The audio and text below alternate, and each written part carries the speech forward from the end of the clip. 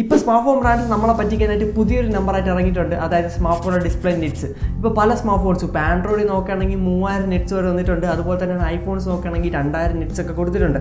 Actually ഈ 3000 nits അല്ലെങ്കിൽ 2000 nits എന്നൊക്കെ പറയുന്നത് പീക്ക് ബ്രൈറ്റ്നസ് ആണ്.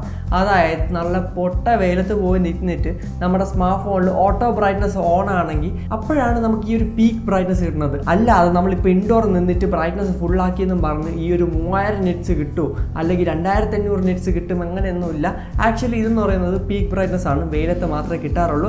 ഇപ്പോൾ ഈ 3000 നിറ്റ്സ് കിട്ടുന്ന സ്മാർട്ട് ഫോണിൻ്റെ ആക്ച്വൽ ബ്രൈറ്റ്നസ് അല്ലെങ്കിൽ ഇൻഡോറിലൊക്കെ നമുക്ക് കിട്ടുന്ന ബ്രൈറ്റ്നസ് നോക്കുകയാണെങ്കിൽ 1500 ഒക്കെയാണ്. അപ്പോൾ ഈ 1500 കുറഞ്ഞ നമ്പർ എന്നല്ല ഞാൻ ഉദ്ദേശിക്കുന്നത്, അത്യാവശ്യം നല്ല ബ്രൈറ്റ് തന്നെയാണ്. എന്നിരുന്നാലും ഈ 3000 നിറ്റ്സ് ഉണ്ടെന്നും പറഞ്ഞ് ഭയങ്കര ബ്രൈറ്റ് ആവും, 2000 നിറ്റ്സേ ഉള്ളൂ എന്നും പറഞ്ഞ് ബ്രൈറ്റ്നസ് അല്പം കുറയും, അങ്ങനെയൊന്നുമില്ല. നിങ്ങൾ ഈ ബ്രൈറ്റ്നസിൻ്റെ ടേംസിലോട്ട് വീഴേണ്ട ഒരു ആവശ്യമില്ല, കാരണം പീക്ക് ബ്രൈറ്റ്നസ് ആണ് എല്ലാ ബ്രാൻഡ്സും പറയുന്നത്. പിന്നെ എനിക്ക് പറയാനുള്ള കാര്യമാണ് നമ്മുടെ സ്മാർട്ട് ഫോണിൻ്റെ ഡിസ്പ്ലേയിലെ റീഫ്രഷ് റേറ്റ് 60 90ലേക്ക് പോകുമ്പോൾ നല്ല വ്യത്യാസമുണ്ട്.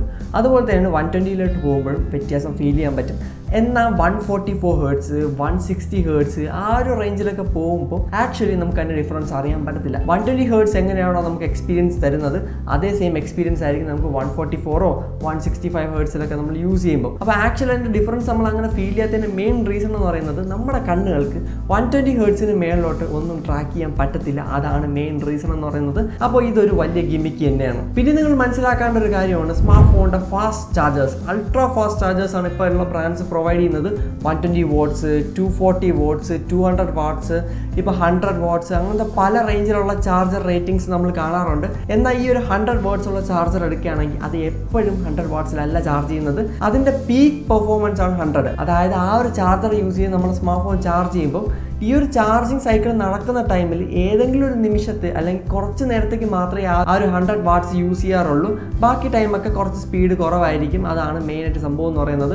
അല്ലാതെ ഇപ്പോൾ എൻ്റെ കയ്യിൽ 65 വാട്ട്സിൻ്റെ ചാർജർ ഉണ്ട്, അത് 24 അവേഴ്സും അല്ലെങ്കിൽ നമ്മുടെ സ്മാർട്ട് ഫോണിൻ്റെ ചാർജ് ഫുള്ളാവുന്ന ഒരു 65 വാട്ട്സിലല്ല ചാർജ് കയറുന്നത്. പിന്നെ ഇപ്പോൾ ഏറ്റവും കൂടുതൽ കാണുന്നൊരു ട്രെൻഡാണ് സ്മാർട്ട് ഫോണിൻ്റെ ചിപ്സെറ്റിൻ്റെ റീബ്രാൻഡിങ്. പല ബ്രാൻഡ്സും ചെയ്യുന്ന ഒരു പരിപാടിയാണ്. ഇപ്പോൾ ഡയമണ്ട്സിറ്റി ആണെങ്കിലും നമ്മുടെ സ്നാപ്ഡ്രാഗൺ ആണെങ്കിലും പേര് മാറ്റി വിൽക്കാറുണ്ട്. ഈ പേര് മാറ്റി വിൽക്കുന്ന മെയിൻ റീസൺ എന്ന് പറയുന്നത് ആൾക്കാർ കൂടുതൽ മേടിക്കാൻ വേണ്ടിയാണ്. ഫോർ എക്സാമ്പിൾ ഇപ്പോൾ നിങ്ങൾ വിചാരിക്കുക ഡയമണ്ട്സിറ്റി 9020 എന്ന് പറയുന്ന ചിപ്സെറ്റിൻ്റെ സെയിം പെർഫോമൻസ് ആണ് ഡയമണ്ട്സിറ്റി 1050 എന്ന് പറഞ്ഞ ചിപ്സെറ്റ് എന്ന് വിചാരിക്കുക. അപ്പോൾ ചെറിയൊരു മൈന്യൂട്ട് അപ്ഗ്രേഡ് ഒക്കെ കൊണ്ടുവന്നിട്ടാണ് ഈ 1050 എന്ന് പറഞ്ഞ പേരിടുന്നത്. അപ്പോൾ ഇതിൻ്റെ മെയിൻ ഉദ്ദേശം എന്ന് പറയുന്നത് ഇപ്പോൾ ഒരു കൺസ്യൂമർ ഒരു സ്മാർട്ട് ഫോൺ മേടിക്കാൻ പോകുമ്പോൾ ആൾ കടയിൽ പോയി ചോദിക്കും, ഒരു ഫോണിൻ്റെ ചിപ്സെറ്റ് എടുത്ത് നോക്കുമ്പോൾ അതിൽ 9020 ചിപ്സെറ്റ്, അതേ സമയത്ത് 1050 ചിപ്സെറ്റ് ഇരിക്കുന്ന കാണാൻ പറ്റും. ആക്ച്വലി സെയിം പെർഫോമൻസ് ആണെങ്കിലും നമ്മൾ പൊതുവെ കൂടുതൽ നമ്പറിലുള്ള ചിപ്സെറ്റ് മാത്രമേ പർച്ചേസ് ചെയ്യാറുള്ളൂ.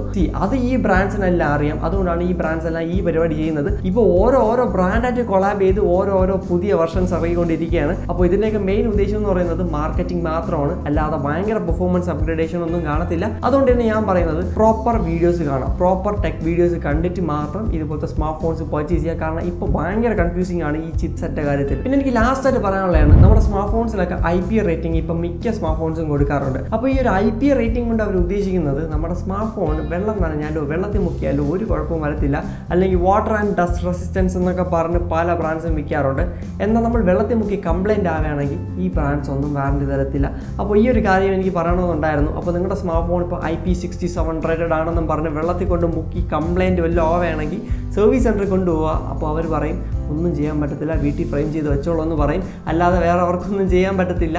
അതുകൊണ്ട് തന്നെ വാട്ടർ ഡാമേജസ് വളരെ ഡേഞ്ചറാണ്. പിന്നെ ഈ ഒരു വെള്ളത്തിൽ മുക്കി സ്മാർട്ട് ഫോൺ അടിച്ചു പോയി. അപ്പോൾ നമ്മൾ എന്താ ചെയ്യുക, ഉണക്കാനൊക്കെ വെച്ചിട്ട് നമ്മൾ സ്മാർട്ട് ഫോൺ വാറണ്ടി ക്ലെയിം ചെയ്യാൻ കൊണ്ടു കൊടുക്കുകയാണെങ്കിൽ അവർക്ക് ഈസിയായിട്ട് അറിയാൻ പറ്റും. അത് വേറെ ഒന്നുമല്ല, സ്മാർട്ട് ഫോണിൻ്റെ ബാക്ക് പാനലിൽ ഇളക്കുമ്പോൾ അതിനകത്ത് ഒരു ചെറിയ സ്റ്റിക്കർ വെച്ചിട്ടുണ്ട്. ആ ഒരു സ്റ്റിക്കർ വെള്ളം ഒരു കോൺടാക്റ്റ് വരുമ്പോൾ കളർ മാറും. അതായത് വെള്ള കളറിലിരിക്കുന്ന സ്റ്റിക്കർ ഒരു പിങ്ക് ഷെയ്ഡിലോട്ടൊക്കെ മാറും. അത് മെയിനായിട്ട് വാട്ടറായിട്ട് കോൺടാക്റ്റ് വരുമ്പോൾ സംഭവിക്കുന്നതാണ്.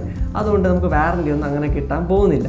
അപ്പോൾ ഈ ഒരു വീഡിയോയിൽ പറഞ്ഞ കാര്യങ്ങളൊക്കെ നിങ്ങൾക്ക് ഇൻഫോർമേറ്റീവ് ആയിട്ടുണ്ടെന്ന് വിശ്വസിക്കുന്നുണ്ട്. അപ്പോൾ ദിസ് ഈസ് ഫോർമോസ്റ്റ്. അടുത്ത വീഡിയോ കാണാം. Good bye.